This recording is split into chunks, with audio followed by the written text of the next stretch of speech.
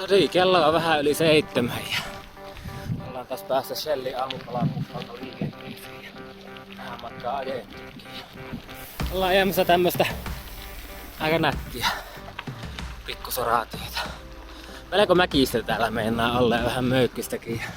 Vähän kattelin, että onko tuo munkkitikkuhomma alkanut vähän niinku kääntyä keula alaspäin.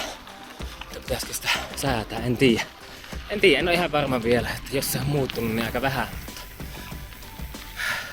Se nyt oli vähän tiedossakin, että se saattaa pötyytyksessä vähän pyöriä, kun ei välttämättä uskalla kiristää ihan hirveän tiukalla.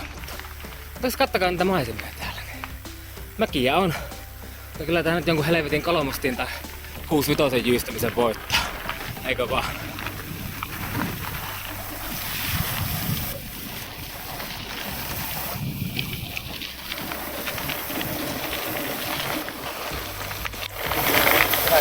Varoa. Täällä on kyllä selvää, että mitään kun se luki niin pienellä. Varotaan. Jossain rinnakkaistodellisuudessa rautatiehuoltotieto on näin hienoja. Ei meillä vaan. Taitaa vaan olla niin vanhaa. Näitä ei tehty niin se olisi samaan käytävää. On vähän enemmän korkeus saa rautatielle.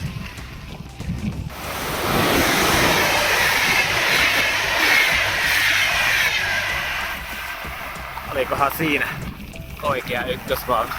Niin, tässä nyt näkee taas vähän tätä, että minkälainen tämä geometria täällä on. Tuo minkälainen silta meillä on. Aivan hyvä. Sitten noustaan taas kohta ylös. Joo, kyllä ne pääsi vähän palahtamaan. Niin kuin nytkin näkyy, niin ei ole ihan samalla korkeudella. Niin pitää vielä laittaa ne kuntoon tosta. Nyt tonne on vaan ihana yrittää päästä tonne pultteihin, mitkä on tuolla noin.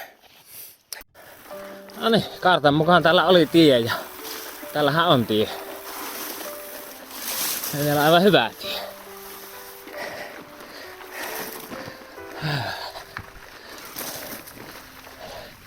Ei kuitenkaan suostunut reitittämään tästä. Siipa kohta. Hieno pätkä. Kyllä kannatti. Vaikka pitäisi olla sitten risteys. Tilahan tästä on viimeksi kuljettu.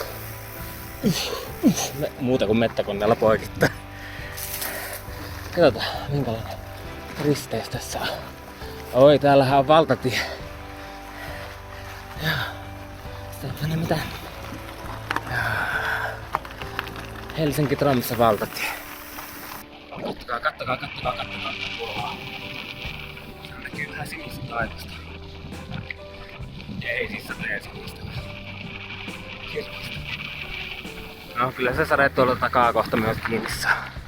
Se on just tässä koluman takana vaanimassa. Veikkaan näin. Täällä ei oo vissiin satanut edes pahemmin, että lätäkön pohjatkin on vaan pikkusen tommosia kuraasia. Mutta vastatuuli voimistuu aika komiasti. Niin kuin varmaan kuuluu. 320 takana ja 11 kilsaa Jalasjärvelle. Vähän saa arpunolta söiskö siellä. Ihan niinku ruokaa. Tai vaihdetaan vähän pienemmälle. Ylämäkiä vastatuuli. Ruokaa vaan. Olisiko vaan perseenhuoltotauko ja patukoitten täyttä, mutta se on meinannut olla nytten pari otteeseen jopa vähän vaikeaa. Mä en tiedä varmasti vaikeaa, mutta silleen, että pitää nyt pitää huoli siitä, että syö ja juo. Tää kokistakin, hätäapukokistakin meidän piti ottaa puolikas annos. Sitä vartenhan se on. Pitää sitä turhia kärvistelemään, kun hätästä kerran on ja syötävää on. Pitää syödä. Tuolta tosi niin. Tuli ajeltaa se maakaasuliin ja Lempäälästä Pirkkalaan ja sitten radan varren vuoristorattaa. Sitten Parkan. Ehkä se jonkun verran söi energiaa. Mutta olihan ne kyllä kivoja heittejä. Tiesin kyllä millä. Katsotaan, jos me selvittäis tonne Jalasjärvelle. Katsotaan mitä siellä. On muuten jumalaista ruokaa nuo Brynbergin Varelma suklaa tryffelipatukat. Niitä ei vaan myy juuri missään.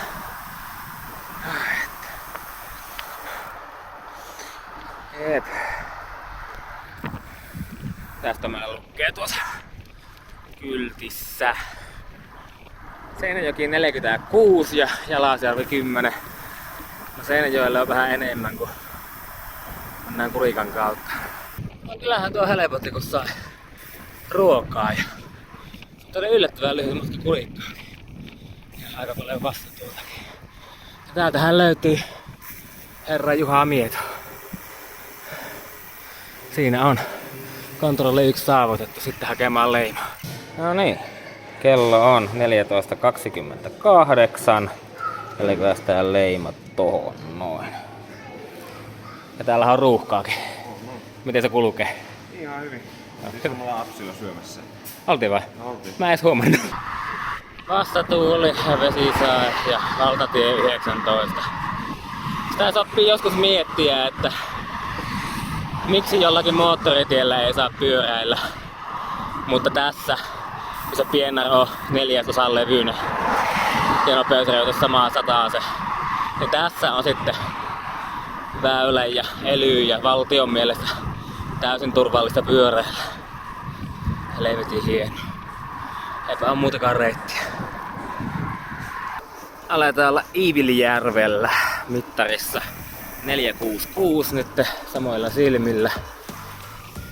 Täällä piti 100. Eikä se sade oikeasti kaukana oo, mutta kattokaas tonne.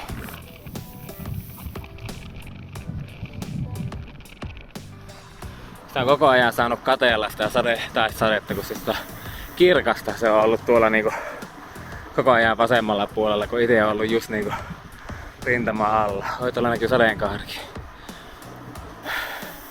Niin, elikkä se varsinainen saderintama on mennyt tuossa pikkusen itäpuolella.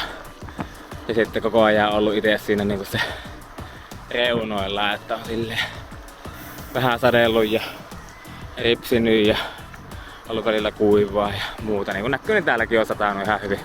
Tuossa olisi kohta tauon paikka. Alkaa miettiä sitten, että paljonko sitä ajaa näillä silmillä ja missä olisi yötä. Varmaan ihan hyvä nukkuakin väliin. Katsotaanpa, näkyisikö sitä sateenkaarta. Tuolla näkyy vähän sen ja tuolla ehkä vähän enemmän. Semmonen.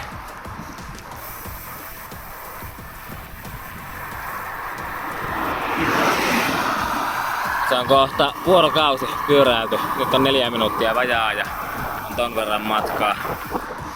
Eli se on melko turvallista sanoa, että 469 kilsaa tuli ensimmäisen 24 tunnin saldoksi. Siellä näkyy meidän taukopaikkakin.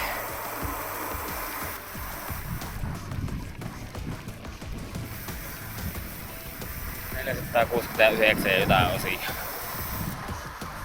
Vielä ehtis pyörimään 470 täyteen, mutta en nyt jaksa. Katellaan ennemmin tätä sateenkaarta ja auringonlaskua. Jumalauta. Se hieno. No, se siitä. Mennään tänne. No niin. Täältä pitäisi löytyä kota. Tää kiivetä aika paljon tonne ylöspäin. Katsotaan, löytyykö sieltä. Voi olla liukastakin. Varovasti, Pekka.